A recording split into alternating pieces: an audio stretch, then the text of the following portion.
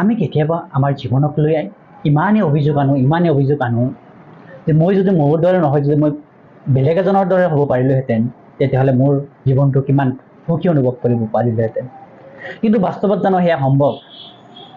বাস্তৱত সেই মানুহজনক আপুনি সুধি চাওক, তেওঁ ক'ব নোৱাৰে যে মই সম্পূৰ্ণভাৱে সুখী, কাৰণ এই পৃথিৱীখনত কোনো মানুহে সুখী নহয়। কেতিয়াবা যদি আমি গান শুনিব যাওঁ, ছিংগাৰ এজনক দেখা পাই মই কেতিয়াবা ভাবোঁ, বাহ, ছিংগাৰজন কিমান ধুনীয়া, কিমান সুখত আছে, মই যদি তেওঁৰ দৰে হ'ব পাৰিলোহেঁতেন, মই কিমানখিনি সুখী অনুভৱ কৰিব পাৰিলোহেঁতেন। কিন্তু সেই ছিংগাৰজনক আপুনি সুধি চাওক, তেওঁ জানো সুখী হ'ব পাৰিছেনে? নিশ্চয় নহয়। আমি কেতিয়াবা ডক্তৰ এজনৰ ওচৰত যাওঁ, দেখোঁ ডক্তৰজনে কিমান পৰিপাটিকৈ ৰোগী চাই আছে। তেতিয়া আমি মনে মনে ভাবোঁ, যেতিয়া মই যদি ডক্তৰ হ'ব পাৰিলোহেঁতেন, ময়ো এই ৰোগী ইমান ধুনীয়াকৈ চাব পাৰিলোহেঁতেন, মোৰ জীৱনটো কিমান সুখী অনুভৱ কৰিব পাৰিলোহেঁতেন। কিন্তু ডক্তৰ এজনক তুমি সুধি চোৱা, সেই ডক্তৰজনো জানো সুখী হ'ব পাৰিছে? নিশ্চয় নহয়।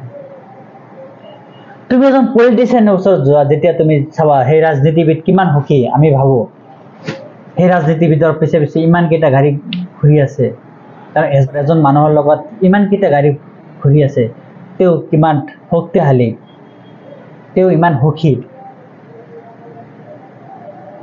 কিন্তু তেওঁ শক্তিশালী হ'ব পাৰে, কিন্তু সুখী হ'ব নোৱাৰে, কাৰণ সেই ৰাজনীতিবিদো সুখী নহয়। কাৰণ মানুহৰ জীৱনত কেতিয়াও সুখ বোলা বস্তুটো পৰিপূৰ্ণ হ'ব নোৱাৰে। গতিকে আপুনি য'ত আছে, সেই হিচাপে আপুনি ঠিক জেগাতে আছে।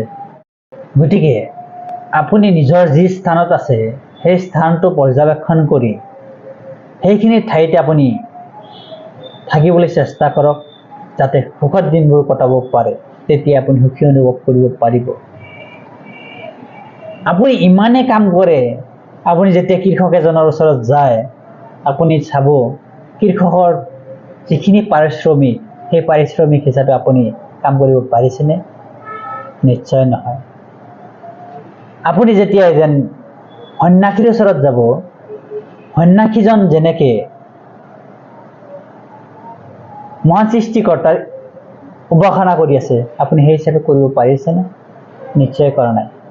গতিকে আপুনি যদি এখন সাধাৰণ কৃষকৰ লগতো কামখিনি কৰিব পৰা নাই, এজন সন্যাসীৰ দৰেও কাম কৰিব পৰা নাই, তেতিয়াহ'লে আপুনি কি হিচাপে কাম কৰি আছে? আপুনি নিশ্চয় কাম কৰি আছে, আপোনাৰ কামৰ আপুনি সন্তুষ্ট নহয়নে? গতিকে মানুহ এজন জীয়াই থাকিবলৈ হ'লে তেওঁৰ যিখিনি আছে সেইখিনি ঠাই লৈ তেওঁ সুখী অনুভৱ কৰিব পাৰিলে মানুহজন সুখী হ'ব পাৰিব বাস্তৱত।